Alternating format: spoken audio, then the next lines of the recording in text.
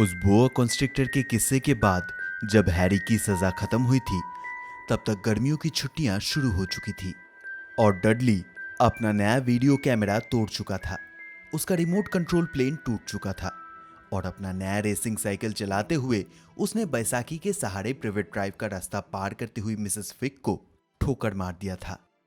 Harry खुश था क्योंकि स्कूल अब खत्म हो चुका था, लेकिन डडली की टोली उसका पीछा नहीं छोड़ते थे क्योंकि वो लोग उसी घर में हर दिन डडली से मिलने आया करते थे। पियर्स, डेनिस, मैल्कम, गॉर्डन सभी मोटे और बुद्धू थे, पर क्योंकि डडली उनमें से सबसे ज्यादा मोटा और सबसे ज्यादा बुद्धू था, तो वही था इन सबका लीडर और बाकी सभी डडली के मनपसंद खेल में उसके साथ जुड़ जाते थे, हैरी का शिकार। शायद इसी वजह से हैरी ज्यादातर वक्त घर के बाहर रहना ही पसंद करता था। हैरी आजकल पूरे दिन छुट्टियों के खत्म होने का इंतजार करता था क्योंकि सितंबर आते आते वो अपने नए सेकेंडरी स्कूल में दाखिल होने वाला था। ये शायद उसके लिए आशा की एक नई किरण थी। आखिर जिंदगी में पहली बार वो डर्जली से काफी दूर जाने वाला था, जहां डडली नहीं जाने वाला। डडली को अंकल वर्नॉन के पुराने प्राइवेट स्कूल में दाखिला मिल गया था। स्मेल्टिंग्स, पियर्स और डेनिस भी वही जाने वाले थे। जहां हैरी जाने वाला था वो था एक local public school, stone walls high. Dudley को ये बात बड़ी मजेदार लगी। स्टोन वॉल्स के लोग पहले दिन पर अपना सर टॉयलेट में डालते हैं। ऊपर आके प्रैक्टिस करना है? उसने हैरी से कहा। नहीं शुक्रिया, बेचारे टॉयलेट को तुम्हारे सिर जैसा खराब और कुछ नहीं मिल सकता। वो बीमार हो जाएगा। और फिर डडली के कुछ समझने से पहले ही वो वहां से गायब हो गया। जुलाई के एक दिन आंट पट्यूनिया डडली को स्कूल के लिए नए यूनिफॉर्म खरीदने के लिए लंदन ले गई और हैरी को मिसेस फिग के पास छोड़ गई। मिसेस फिग इस बार उतनी बुरी भी नहीं लग रही थी। पता चला उनका पैर उन्हीं के किसी बिल्ली के ऊपर पैर फिसलने की वजह से टूटी थी और उसके बाद से उनका बिल्लियों के लिए जो लगाव था वो पहले जैसा नहीं रहा। उन्होंने हैरी को टीवी देखने दिया और उसे एक चॉकलेट केक का पीस भी काट कर दिया। हालांकि स्वाद से ऐसा लग रहा था कि काफी सालों से उनके पास ये पड़ा हुआ होगा। उस शाम डडली अपने परिवार के लिए लिविंग रूम में नए स्कूल यूनिफॉर्म पहनकर परेड करता रहा। स्मेल्टिंग्स के बच्चे ऑरेंज निकरबॉकर्स के साथ मरून टेल कोट पहनते हैं और सिर पे फ्लैट स्ट्रॉ हैट्स, जिसे बोटर्स भी कहा जाता है, और वो अपने साथ एक नॉबली स्टिक भी रखा करते हैं जिससे वो टीचर्स के गैर हाजिरी में एक दूसरे को मारने के लिए इस्तेमाल करते हैं। उनके हिसाब से ये आगे आने वाले जिंदगी में उनके काफी काम आने वाला था। गंभीर आवाज में अंकल वर्नॉन ने कहा कि ये उनके जिंदगी का सबसे बड़े गर्व का दिन था। आंट पट्यूनिया तो रो ही पड़ी।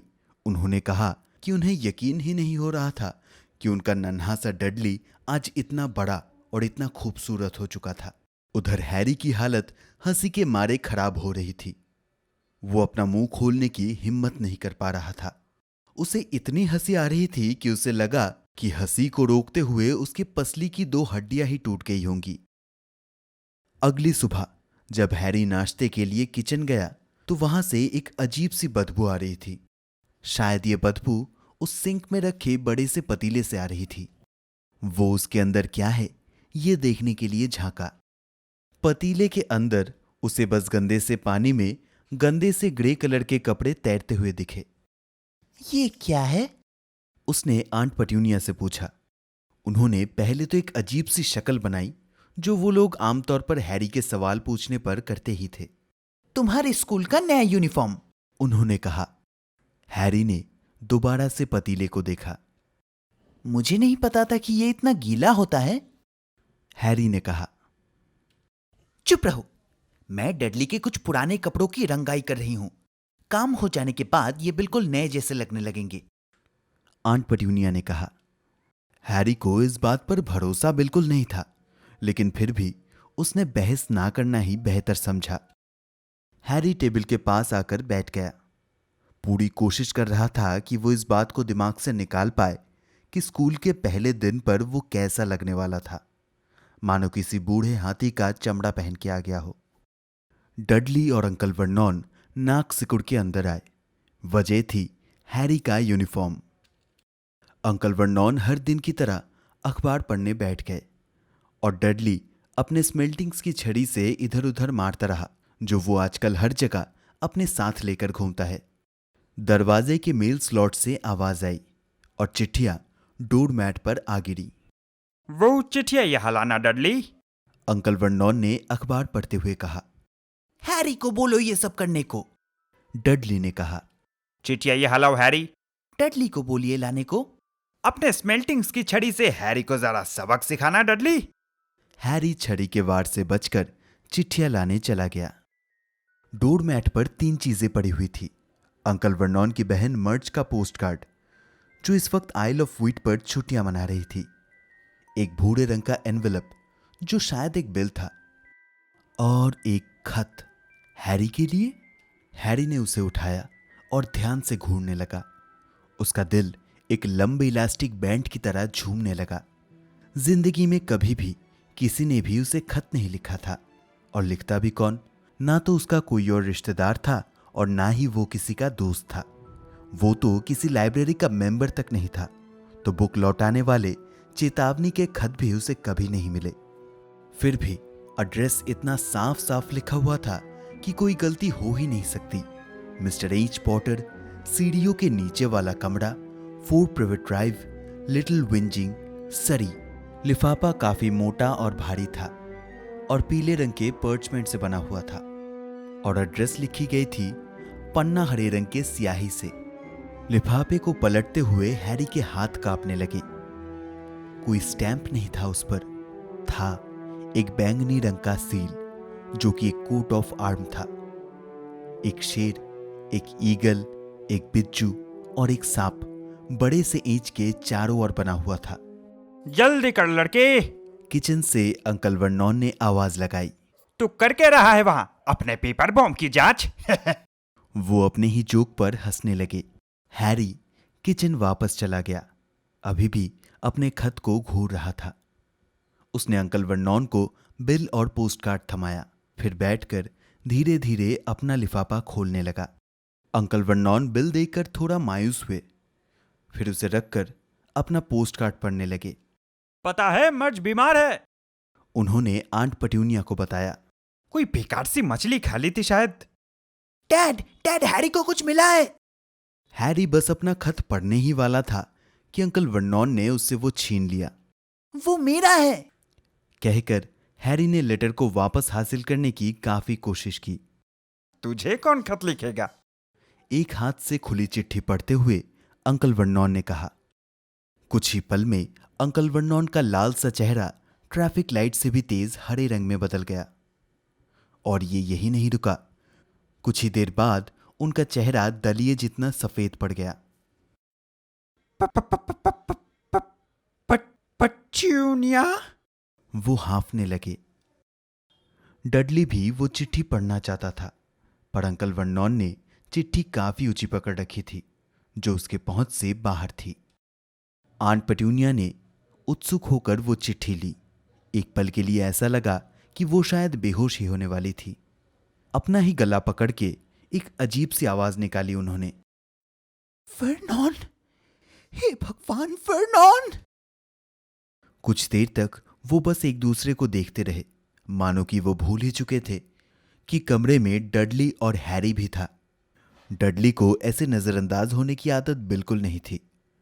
उसने जोर से अपने पिता को स्मेल्टिंग्स की छड़ी से मारा। मुझे वो चिट्ठी पढ़नी है, मुझे पढ़नी है, हैरी ने गुस्से से कहा। क्योंकि वो मेरे लिए आया है। बाहर निकलो, दोनों के दोनों। अंकल वर्नॉन भड़क उठे और खत को वापस लिफाफे में डाल दिया। हैरी नहीं हिला। मुझे मेरा लेटर चाहिए, वो चिल्लाया। मुझे चाहिए वो लेटर। डडली ने मांग की। बाहर निकलो। अंकल वर्नॉन भड़क गए और जबरदस्ती दोनों को कमरे से गर्दन पकड़ के निकाल दिया और फिर किचन का दरवाजा बंद कर दिया। जल्द ही हैरी और डडली के बीच में एक जबरदस्त लड़ाई हुई, लेकिन बिना किसी आवाज के। लड़ाई इस बात पर हुई कि कौन की होल से उनकी बातें सुनेगा। जाहिर सी बात है, जीता डडली ही। तो एक कान से चश्मा लटकाए हुए हैरी जमीन पर लेट गया ताकि दरवाजे और जमीन के बीच के दरार से उनकी बातें सुन पाए। वर्नॉन, आंट पट्यूनिया की आवाज कांप रही थी। ये एड्रेस तो देखो, उनको उसके सोने की जगह तक का पता है। क्या तुम्हें लगता है कि वो हमारे घर पर नजर रख रहे हैं? हो सकता है, और यह भी हो सकता है कि हमारे पीछे जासूसी कर रहे हो। अंकल वर्नॉन बड़बड़ा रहे थे।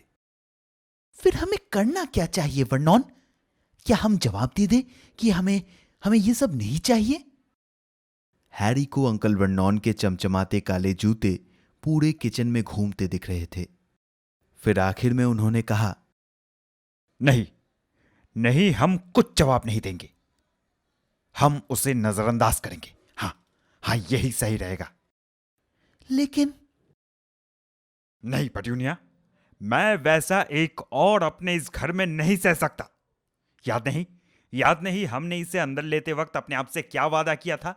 अगर हम इसे अंदर लेंगे तो ये वो आखिरी झमेला होगा जिसमें हम फंसेंगे। शाम को काम से लौटने के बाद अंकल वर्नॉन पहली बार उस सीढ़ियों के नीचे वाले कमरे में हैरी से मिलने गए। मेरा खत कहाँ है? हैरी ने पूछा जब अंकल वर्नॉन उस छोटे से कमरे के छोटे से दरवाजे से बड़ी मुश्किल से अंदर आने की कोशिश कर रहे थे। कौन मुझे चिट्ठी लिख रहा है? कोई नहीं, उस पर तुम्हारा एड्रेस गलती से आ गया था। अंकल वर्नॉन ने साफ कह दिया। वो गलत नहीं था, उस पर इस कमरे तक के बारे में लिखा हुआ था। चुप, एकदम चुप। अंकल वर्नॉन चिल्लाए और कुछ मकड़ियां छत से गिर पड़ी। अंकल वर्नॉन ने लंबी लंबी सांसें ली और बड़ी ही मुश्किल से एक जबरदस्ती की मुस्कान अपने शक्ल पर लाकर कहा, ओह हाँ, ये कमरा। तुम्हारी आंट और मैं सोच रहे थे कि अब तुम बड़े हो चुके हो और ये कमरा तुम्हारे लिए काफी छोटा पड़ता होगा, तो अच्छा होगा कि अब तुम डडली के दूसरे वाले बेडरूम में शिफ्ट हो जाओ। क्यों? हैरी ने पूछा। सवाल मत पूछो और अपना सामान लेकर ऊपर चले जाओ अभी। अंकल वर्नॉन बोले। डर्जलीज के घर में 4 बेडरूम्स थे। पहला अंकल वर्नॉन और आंट पट्यूनिया के लिए, दूसरा घर पर आए मेहमानों के लिए जहां आमतौर पर उनकी बहन ही रहा करती थी, एक और कमरा जिसमें डडली सोता था, और आखिर में एक कमरा जिसमें डडली अपने सारे खिलौने रखा करता था और वो बाकी सारी चीजें जो उसके कमरे में फिट ना आ सके। हैरी का सामान बस इतना ही था कि एक ही चक्कर में उसका सारा सामान ऊपर आ गया। वो बिस्तर पर बैठकर अपने चारों ओर देखने लगा। उस कमरे में लगभग सभी चीजें टूटी फूटी थी। यहां डडली का 1 महीना पुराना वीडियो कैमरा भी पड़ा हुआ था एक छोटे से ट्रक के ऊपर, जिसे उसने एक बार अपने पड़ोसियों के कुत्तों के ऊपर से चला दिया था। कोने में पड़ा हुआ था डडली का सबसे पहला टेलीविजन सेट, जिसे उसने लात मार के तोड़ दिया था जब उसका मनपसंद शो कैंसिल हो गया था। एक बड़ा सा पिंजरा था वहां, जिसमें कभी एक तोता भी रहा करता था, जिसे डडली ने स्कूल में एक प्लेन के साथ बदल लिया था, जो ताक के ऊपर रखा हुआ था। उसका पिछला हिस्सा मुड़ा हुआ था क्योंकि डडली एक बार उस प्लेन पर बैठ गया था। ताक के बाकी हिस्सों में किताबें थी। इस कमरे में शायद यही वो चीजें थी जिन्हें शायद ही कभी हाथ लगाया गया हो। नीचे से आवाजें आ रही थी। डडली गुस्से से लाल पीला हो रहा था और अपनी मां से कह रहा था, वो मुझे उस कमरे में नहीं चाहिए, मुझे वो कमरा वापस चाहिए, उसे वहां से निकालो। उदास हैरी लंबी सी सांस छोड़ के बिस्तर पर लेट गया। कल तक इस कमरे को पाने के लिए वो कुछ भी कर सकता था, पर आज वो उस कमरे में बिना अपने चिट्ठी के बजाय उस सीढ़ियों के नीचे वाले कमरे में अपने चिट्ठी के साथ रहना ज्यादा पसंद करता। अगली सुबह नाश्ते के वक्त सब लोग चुपचाप थे। डडली अब सदमे में था। वो चिल्लाया, अपने पिता को स्मिल्टिंग्स की छड़ी से भी मारा, बीमार होने का नाटक भी किया, अपनी मां को लात तक मारी और अपने कछुए को ग्रीन हाउस के छत से भी फेंका। फिर भी उसे उसका कमरा वापस नहीं मिला। हैरी कल के इसी वक्त के बारे में सोच रहा था। काश वो उस चिट्ठी को हॉल में ही खोल लेता। अंकल वर्नॉन और आंट पेट्यूनिया एक दूसरे को घूर रहे थे। आज जब घर में फिर से चिट्ठियां आई, तब अंकल वर्नॉन ने हैरी के साथ अच्छे से बर्ताव करने की कोशिश की और डडली को भेज दिया चिट्ठियां लाने के लिए। डडली पूरा रास्ता स्मेल्टिंग्स की छड़ी इधर उधर मारता हुआ जाने लगा। फिर उसकी आवाज आई, ये एक और आया है। मिस्टर एच पॉटर, सबसे छोटा वाला बेडरूम, 4 प्रिवेट ड्राइव। एक अजीब सी आवाज के साथ अंकल वर्नॉन एक झटके से अपने कुर्सी से उठे और दौड़े भागे हॉल की ओर। हैरी भी उनके पीछे भागा। अंकल वर्नॉन को डडली के साथ जमीन पर लोटपोट होकर लड़ाई करनी पड़ी उस चिट्ठी को छीनने के लिए। ये और भी मुश्किल हो गया था क्योंकि हैरी ने पीछे से अंकल वर्नॉन की गर्दन पकड़ रखी थी। पूरे 1 मिनट तक चली ये अजीब सी लड़ाई। फिर जहां सभी स्मेल्टिंग्स की छड़ी से काफी मार खा चुके थे, वहां अंकल वर्नॉन लंबी लंबी सी सांसें लेते हुए हैरी की चिट्ठी हाथ में दबोचे उठ खड़े हुए। जाओ अपने कमरे में, मेरा मतलब अपने नए वाले बेडरूम में। वो हैरी पर चिल्लाए। और डडली, जाओ, बस जाओ। हैरी अपने नए बेडरूम में चक्कर काटता रहा। किसी को पता था कि वो नीचे वाले कमरे से अब ऊपर वाले बेडरूम में आ चुका था, और उसे ये भी पता था कि हैरी को पहले वाला खत नहीं मिला। इसका मतलब साफ था, वो फिर से कोशिश करेंगे और इस बार हैरी उन्हें निराश नहीं करेगा। अब उसके पास एक तरकीब थी। एक टूटी फूटी घड़ी अगली सुबह 6 बजे बजने लगी। हैरी ने तुरंत ही उसे बंद कर दिया। वो चुपचाप अपने कपड़े बदल के तैयार हो गया। डर्सलीज बिल्कुल भी जागने नहीं चाहिए। अंधेरे में वो चुपचाप नीचे आ गया। वो पोस्टमैन का वही इंतजार करने वाला था, प्रिवेट ड्राइव के गली में। उसका दिल जोर जोर से धड़क रहा था जब वो सामने के दरवाजे की ओर आगे बढ़ रहा था। हैरी उछल उठा। उसने कुछ अजीब से तुलतुले चीज के ऊपर पैर रख दिया था। कोई जीती जागती चीज थी वो। सीढ़ियों के लाइट्स ऑन हो गए। सबसे खतरनाक बात यह निकली कि जिस अजीब से तुलतुले चीज के ऊपर उसने पैर रखा था, वो निकला अंकल वर्नॉन का चेहरा। वो उसी दरवाजे पर स्लीपिंग बैग में सो गए थे। साफ दिख रहा था कि वो नहीं चाहते थे कि हैरी कुछ भी ऐसा कारनामा करे जैसा वो अभी करने वाला था। उन्होंने पूरे आधे घंटे तक हैरी को डांट लगाई और फिर उसे 1 कप चाय बनाने के लिए भेज दिया। हैरी दुखी होकर किचन चला गया और जब तक वो लौटा, चिट्ठियां आ चुकी थी और अंकल वर्नॉन के गोद में आकर पड़ी हुई थी। हैरी को साफ दिख रहा था 3 खत, उसी हरे रंग के स्याही से एड्रेस लिखी हुई। मुझे वो चाहिए। वो शुरू हो गया, पर अंकल वर्नॉन ने उसी के आंखों के सामने उन चिट्ठियों के टुकड़े टुकड़े कर दिए। अंकल वर्नॉन उस दिन काम पर नहीं गए और दरवाजे के मेल स्लॉट को उन्होंने अच्छे से बंद कर दिया। देखो पेट्यूनिया, अगर वो चिट्ठी भेज ही नहीं पाएंगे तो वो एक दिन हाल छोड़ ही देंगे। मेल स्लॉट को बंद करते हुए दांत से कील पकड़े अंकल वर्नॉन आंट पेट्यूनिया को समझा रहे थे। मुझे ऐसा नहीं लगता वर्नॉन। ओह, इन लोगों का दिमाग कुछ अलग ही तरीके से चलता है। वो हम लोगों की तरह नहीं है पेट्यूनिया। गलती से आंट पेट्यूनिया के दिए हुए फ्रूट केक से कील ठोकते हुए अंकल वर्नॉन ने कहा। शुक्रवार को पूरे 12 चिट्ठियां हैरी के नाम पर आ रखी थी। मेल स्लॉट बंद था तो दरवाजे के चारों ओर से उन चिट्ठियों को जबरदस्ती घुसाने की कोशिश की गई थी। कुछ चिट्ठियां तो नीचे वाले बाथरूम की खिड़की से भी घुसाने की कोशिश की गई थी। तो अंकल वर्नॉन आज भी काम पर नहीं गए, घर पर ही रहे। उन्होंने सारी चिट्ठियों को जलाने के बाद एक हथौड़ा और कुछ कीले लेकर आए और सामने और पीछे दोनों दरवाजों के हर खुली जगह को भर दिया ताकि कोई भी बाहर ना जा पाए। वो टिप्टो थ्रू द ट्यूलिप्स गुनगुनाते रहे जब वो ये काम कर रहे थे, और वो पूरे दिन छोटी छोटी आवाजों से चौंकते रहे। शनिवार को तो हालत इससे भी बुरी होने लगी। पूरे 24 चिट्ठियां 2 दर्जन अंडों के अंदर से मिली। जो अंडे आज एक खोए खोए से हालत में आए दूध वाले ने आंट पट्यूनिया को लिविंग रूम के खिड़की से दिया था। अंकल वर्नॉन गुस्से में पोस्ट ऑफिस और तबेले में किसी को इस बारे में कंप्लेन करने के लिए ढूंढते रहे, और आंट पट्यूनिया उसी वक्त चिट्ठियों को अपने फूड प्रोसेसर में कुतरती रही। कौन तुमसे बात करने के लिए इतना पागल हो रहा है? डडली ने हैरान होकर पूछा। संडे के दिन सुबह अंकल वर्नॉन टेबल पर आकर बैठे। दिखने में वो इतने थके हुए लग रहे थे कि मानो बीमार हो, लेकिन फिर भी आज वो काफी खुशमिजाज में थे। संडे को कोई पोस्ट नहीं। अखबार पर मुरब्बा लगाते हुए वो सबको ये बात बता रहे थे। आज कोई बकवास चिट्ठी नहीं। हा हा।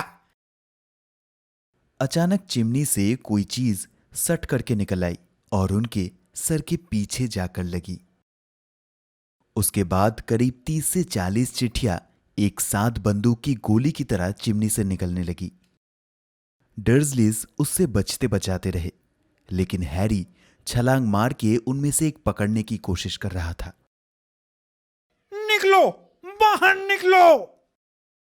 अंकल वर्नॉन हैरी पर भड़क उठे और उसे कमर से पकड़ के हॉल की तरफ फेंक दिया। जब आंट पट्यूनिया और डडली चेहरे पर हाथ रखे बाहर आ गए, अंकल वर्नॉन ने दरवाजा बंद कर दिया। अभी भी अंदर से चिट्ठियों की बौछार की आवाज आ रही थी। अब बहुत हो चुका। अंकल वर्नॉन अपने मूंछों के गुच्छे को पकड़कर खींचते हुए शांत होकर बात करने की कोशिश कर रहे थे। तुम सब मुझे 5 मिनट में यहां वापस चाहिए। निकलने के लिए तैयार। हम यहां से जा रहे हैं। कुछ कपड़े ले लो और चुपचाप तैयार हो जाओ। मुझे और कुछ नहीं सुनना। अब और कोई बकवास नहीं। आधी मूंछों वाले अंकल वर्नॉन इतने भयानक लग रहे थे कि किसी ने भी कोई सवाल करने की हिम्मत नहीं की। 10 मिनट बाद सभी बंद दरवाजे बड़ी मुश्किल से खोल के वो लोग कार में आकर बैठे और गाड़ी में तेजी से हाईवे की तरफ बढ़ने लगे। पीछे सीट पर डडली रो रहा था क्योंकि अंकल वर्नॉन ने उसके सर पर जोर से मारा था, क्योंकि वो अपना वीसीआर, टेलीविजन और कंप्यूटर अपने स्पोर्ट्स बैग में भरने के लिए उनका वक्त जाया कर रहा था। वो गाड़ी चलाते गए और चलाते गए। आंट पट्यूनिया ने भी ये पूछने की हिम्मत नहीं की कि वो लोग आखिर जा कहां रहे थे।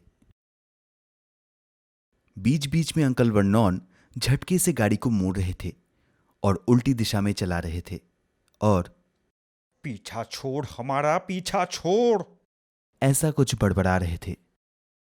वो लोग पूरे दिन खाने पीने के लिए तक नहीं रुके। रात होते होते डडली गरजने लगा। पूरे जिंदगी में ये उसका सबसे बदतर दिन था। वो भूखा था। टेलीविजन के 5 शोज मिस कर चुका था जो वो देखना चाहता था, और आज तक उसने इतने लंबे समय तक कंप्यूटर में एलियंस को उड़ाए बिना नहीं गुजारा था। अंकल वर्नॉन आखिर में शहर के बाहर की तरफ एक भद्दे से होटल के सामने आकर रुक गए। डडली और हैरी ने ट्विन बेड और गंदे शीट्स वाला एक कमरा शेयर किया।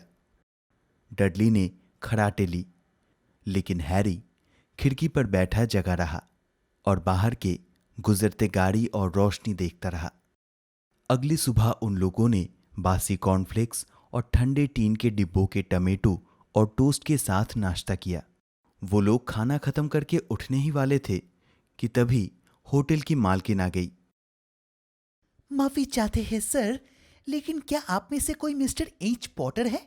ऐसे करीब 100 चिट्ठी मुझे अपने डेस्क पर पड़े हुए मिले। उन्होंने वो चिट्ठी दिखाई ताकि वो लोग उस पर लिखे हरे रंग के एड्रेस को पढ़ पाए। Mister H Potter, room 17, rail view hotel, Cookworth. Harry खत को लेने ही वाला था कि तभी अंकल वर्नॉन ने उसका हाथ हटा दिया। होटल की मालकिन थोड़ा हैरान हुई। वो मुझे दे दीजिए, अंकल वर्नॉन ने कहा। वो चेयर से उठे और होटल की मालकिन के पीछे पीछे चले गए। शायद अभी हमें लौट जाना चाहिए डियर, है ना? घंटों बाद आंट पट्यूनिया ने धीरे से पूछा, पर शायद अंकल वर्नॉन ने उन्हें सुना ही नहीं। अब फिर से अंकल वर्नॉन को क्या चाहिए था ये किसी को नहीं पता था। वो गाड़ी चलाकर एक जंगल में घुस गए। गाड़ी से बाहर निकले, आसपास चारों ओर देखा, अपना सिर हिलाया और फिर गाड़ी के अंदर चले आए और फिर से गाड़ी चलाने लगे।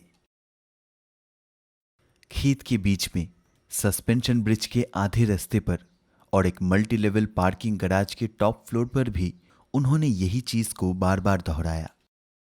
डैडी पागल हो गए हैं, है ना? उस शाम को डडली ने आंट पट्यूनिया से पूछा। अंकल वर्नॉन ने समुंदर किनारे गाड़ी को पार्क किया, फिर सबको गाड़ी में बंद करके कहीं गायब हो गए। बरसात शुरू हो गई।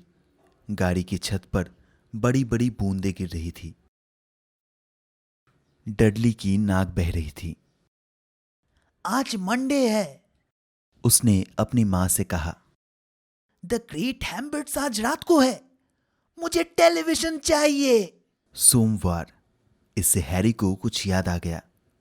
अगर आज सोमवार है और हफ्ते के मामले में टेलीविजन शोज की वजह से आप डडली पर भरोसा कर सकते हैं, तो फिर कल मंगलवार है, हैरी का 11वां जन्मदिन। बेशक हैरी का जन्मदिन कभी भी मजेदार नहीं रहा। पिछले साल डर्जलिस ने उसे उसके जन्मदिन पर एक हैंगर और अंकल वर्नॉन के पुराने मोजे की एक जोड़ी दी थी। फिर भी आप बार बार तो 11 साल के नहीं होते हैं ना। अंकल वर्नॉन वापस आ गए और वो मुस्कुरा रहे थे। उनके पास एक लंबा सा पतला पैकेज भी था। जब आंट पट्यूनिया ने पूछा कि उसके अंदर क्या था, तब भी उन्होंने कोई जवाब नहीं दिया। सही जगह मिल गई, उन्होंने कहा। चलो भी, सब लोग बाहर आ जाओ। बाहर बहुत ठंड थी। अंकल वर्नॉन समुंदर के बीचों बीच एक बड़ी सी चट्टान की ओर इशारा कर रहे थे और उसके ऊपर थी शायद दुनिया की सबसे कमजोर झोपड़ी। एक बात तो पक्की हो गई कि कोई टेलीविजन नहीं था वहां। आज बड़ा भयंकर तूफान आने वाला है। अंकल वर्नॉन एक अजीब सी खुशी के साथ ताली बजाते हुए ये बात सबको बता रहे थे। और इस भले आदमी ने हमें अपनी बोट इस्तेमाल करने की इजाजत दे दी। एक फोपला बूढ़ा आदमी उनके पास आया और एक बड़ी सी मुस्कान के साथ भूरे पानी में एक पुराने से लड़खड़ाते बोट की तरफ इशारा किया। मेरे पास सबके लिए राशन है, अंकल वर्नॉन ने कहा। तो सब लोग बोट पर चढ़ जाओ। बेहद ठंड थी वहां। बर्फीले पानी के छींटे उनके गर्दन पर लग रहे थे और कड़कती ठंडी हवा मुंह पर लग रही थी। शायद घंटों बीत गए जब वो वहां उस चट्टान तक पहुंचे। फिर अंकल वर्नॉन ने बोट से उतर के गिरते बचाते हुए सबको एक टूटी फूटी घर में लेकर आए। अंदर हालत बहुत ही खराब थी। सीवीड की बू पूरे घर में थी। लकड़ी के दीवार की दरार से तेज हवा सिसकारी मार रही थी और आग जलाने की जगह खाली और नम थी। 2 ही कमरे थे उस घर में। अंकल वर्नॉन का लाया राशन निकला, सबके लिए एक एक चिप्स के पैकेट और 4 केले। उन्होंने आग जलाने की कोशिश की, लेकिन प्लास्टिक के चिप्स के पैकेट से काम नहीं बना। अब जाकर ये खत कुछ काम आएंगे, है ना? उन्होंने कहा। वो बड़े ही खुश मिजाज में थे। जाहिर है उन्हें लगा यहां तो उन्हें कोई खत देने के लिए नहीं आने वाला था। ना चाहते हुए भी हैरी उनसे सहमत था। रात आते आते जैसा कहा गया था, तूफान आ गई। समुंदर के तेज ऊंचे ऊंचे लहरों के छींटे उस घर के दीवारों को भिगो रही थी और तेज आंधी से कमजोर खिड़कियां खड़क रही थी। आंट पट्यूनिया को कुछ पुराने कंबल दूसरे कमरे से मिले और उन्होंने डडली के लिए उस कीट खाए सोफे पर बेड जैसा कुछ बना दिया। आंट पट्यूनिया और अंकल वर्नॉन दूसरे कमरे में चले गए एक पुराने से बेड पर सोने के लिए। और अब हैरी के पास बचा हुआ था फर्श का सबसे नरम हिस्सा ढूंढ के उस पर सबसे पतली कंबल बिछा के सोने की कोशिश करना। रात होते होते तूफान और तेज होने लगी। हैरी को नींद नहीं आ रही थी। वो कपकपा रहा था और करवट बदल रहा था, आराम करने की कोशिश कर रहा था। भूख के मारे पेट से आवाजें आ रही थी। आधी रात को आंधी तूफान के गर्जन की आवाज में डडली के खराटों की आवाज भी दब गई। सोफे के किनारे से लटकती हुई डडली के कलाई पर बंधी चमकती घड़ी ने बताया उसके 11 साल के होने में अब बस 10 मिनट बाकी थे। वो सोते सोते अपने जन्मदिन को और नजदीक आता देख रहा था। क्या पता डर्जलीज को यह याद था भी या नहीं। सोच रहा था अभी वो खत लिखने वाला कहाँ होगा। अब बस 5 मिनट बाकी थे। बाहर से हैरी को कुछ टूटने की आवाज आई। वो डर रहा था कि कहीं वो छत ना गिर जाए उस पर। हालांकि अगर ऐसा होता तो शायद हैरी को थोड़ी गर्मी ही मिल जाती।